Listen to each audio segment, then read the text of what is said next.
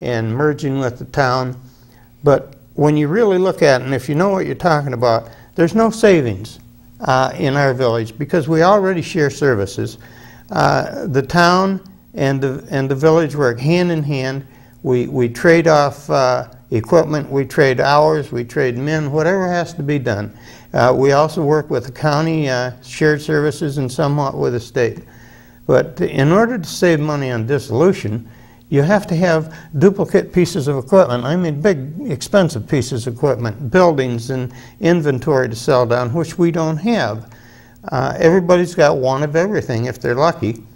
And in order to dissolve, you have to have every single one of your debts be paid, which we still owe on a fire truck. But we made a huge savings on our fire truck here last year. We had $78,000, I think, in equipment reserve, and instead of leaving that sit there and only pulling 0.5% or 1% interest on that while paying 6% on a fire truck, we paid aggressively down on that. Good move, yeah. We're saving $4,800 a year interest right there. A lot of people should be doing that around the county, I guess. We're doing everything without jeopardizing our bond rating. We're paying down as fast as we can. And I've got to mention the staff that we have working for us. Ann Gilberts, our village clerk, and 2 years ago we found a little tiny article in the back of the Nikon book where it is possible, very slightly possible, but it's still a possibility that we could get a grant for updating our software services for billing and taxes and everything that you have to do in the clerk treasurer's office. And she wrote the grant herself. We got it, almost $20,000. So there was another $20,000 that we saved that a lot of people didn't know about. What is your annual budget, roughly? And it doesn't have to be to the penny. Oh, we probably take in about $179,000 in taxes, and we have an operating budget, I think, of around I think it's $468,000. A little less than $500,000. Yeah. Is that how about the town? You're talking about the village now. Yes, I'm talking about the village. Town, what are they paying? Well, that I'm not up on those figures for the town, so I'm not even going to get involved in that. I wouldn't want to say something that's out of line. Right. You have over there quite a cemetery. It's a big cemetery, a very old cemetery. I've gone by it many times, and I think I mentioned to you, I'm a mycologist. I used to, and still do, collect mushrooms, but you've got to be very careful when you collect mushrooms. You have to know your mushroom's name, full name, Latin name, before you even touch it. And stay away from any mushroom with white gills. Those are the really bad ones, the amanitas, which will kill you. A piece that big will kill you dead. You hear of whole families wiped out by them, and that's what happens is those amanitas nail them. But if you know your mushrooms, you can have a lot of fun because each one's different. Now, on that cemetery, there are a bunch of trees as you're going down the main drag, and a very famous and very collectible and delicious and highly identifiable mushroom grows there. And folks, don't you go out and start picking mushrooms, but it's called the oyster mushroom because it grows in layers just like oysters. And it's white, pure white, so you got to be very careful and there's a way to identify this mushroom that is 100% positive, and that is they form a little nest, a little bed for a very, very specific insect. It can only live on the oyster mushroom. It's a little tiny, slightly bigger than the head of a pin, black beetle. So if you pick the oyster mushrooms, turn them over. If you see some of these little black beetles, they don't bother you. Just shake them out when you wash them. You've got the oyster mushroom, and it's delicious, believe me. Back to you, John. Okay, now you were talking about the cemeteries up there. I got to put a plug in for Jerry Paul. Who's Jerry works Paul? For the town, and he's been taking care of 3 cemeteries for a number of years.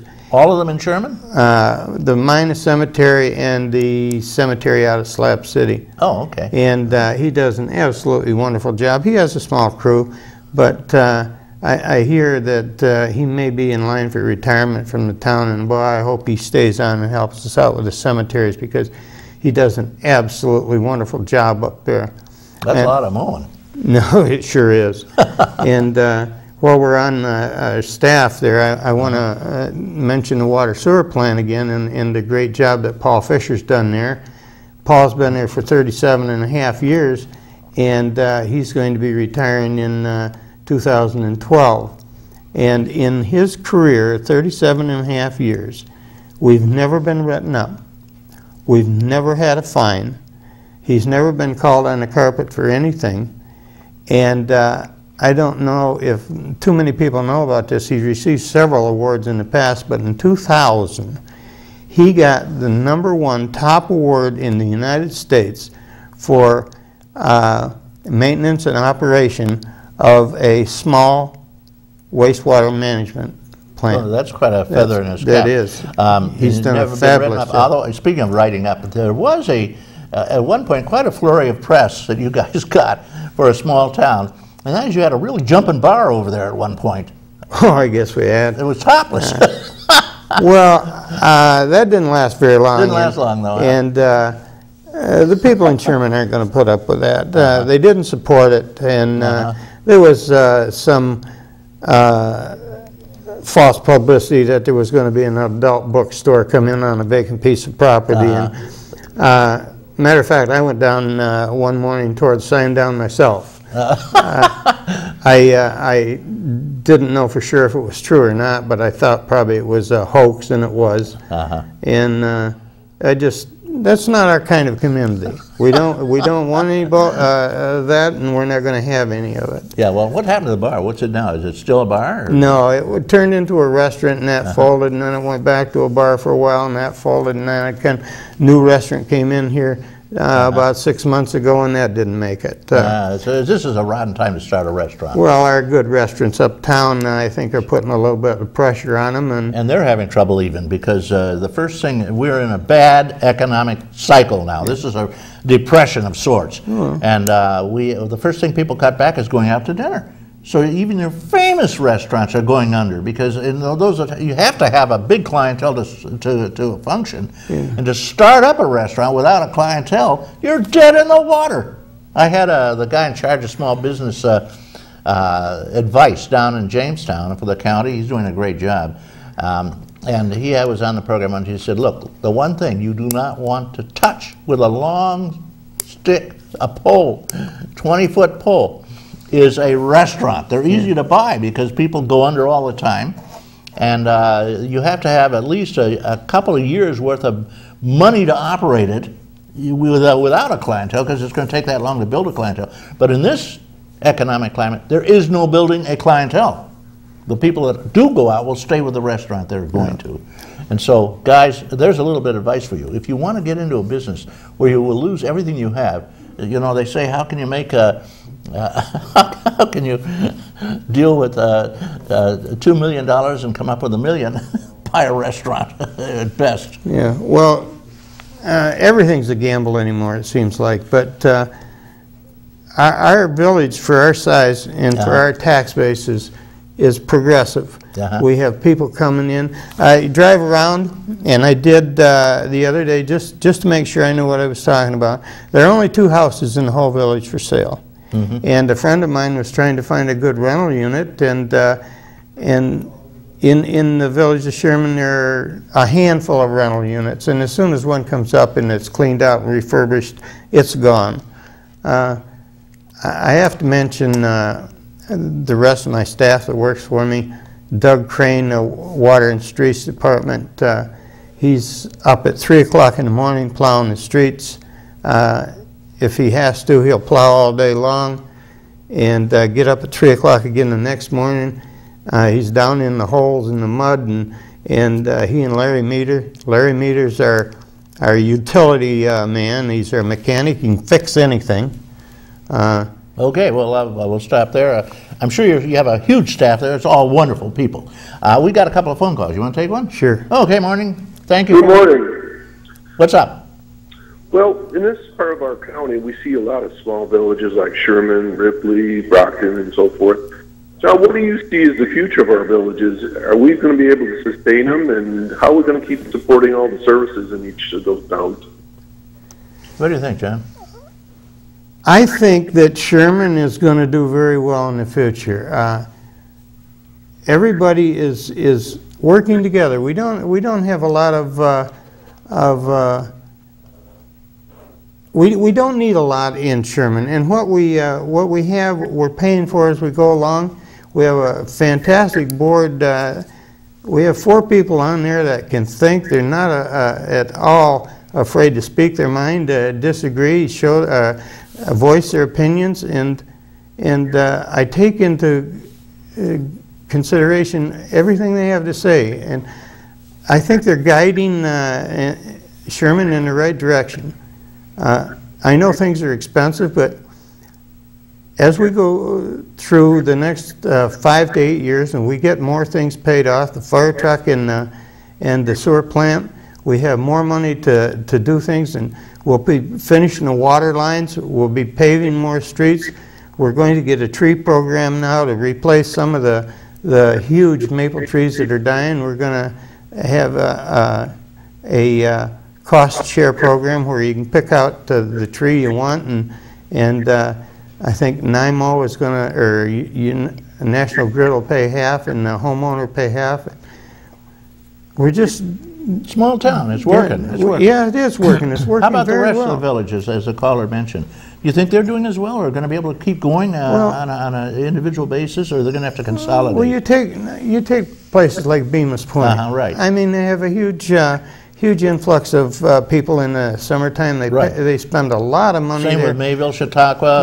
They have a lot more money to play with than we do. Well, they have so many tourists that just spend a month there, and they pay for their water and their electric and everything all year round, and they're huge taxes because most of them live near the water. I can see that some of the small villages, if they don't tighten up their belt, if they don't become very, very fiscally responsible and frugal, there could be...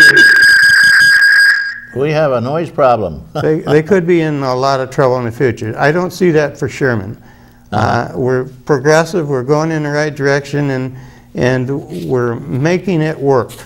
It's showing up. Okay, call, does that help you a little? Thank you very much. Okay, you're welcome. I think you have another call coming, too. So tell me, John, what do you get out of it? It's a lot of headaches. They don't pay you. What do they pay you? $10,000 a year if you're lucky? $2,200. $2,200 a year. There you go. It's not $22,000. It's $2,200, and I'll bet you earn every penny of it because you probably put in about 10 times the amount of hours at minimum wage. Well, I tell you, Sherman's been very, very good to me. I started my career teaching there, and I taught there even though we moved out of Sherman for a few years while we ran the beef farm. We came back. My wife was absolutely ecstatic to be back in her hometown with her friends. And, she grew up there, huh? And, yes, and she's affiliated with the church, and now they're working on the Yorker Museum. Back in 1947, Jen Madison Larson started with 5 kids. They got buildings donated, moved into the site. They had artifacts and antiques donated. At one time, there were 276 kids in that school that were working and participating in building that museum. They have the oldest framed house, Peter Ripley House, in there, and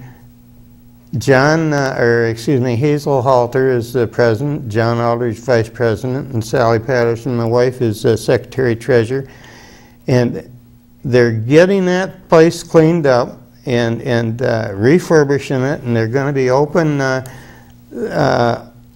on Memorial Day to Labor Day. Sounds like quite a 11 to 4, Saturday, Sunday, Monday. Every village should have a museum. They are fantastic. You got to go over there and take a look at that. Yeah. Go through it. It's wonderful. They're looking for help. Volunteers, please contact Sally at Sally, John, or Hazel. The numbers are right in the book.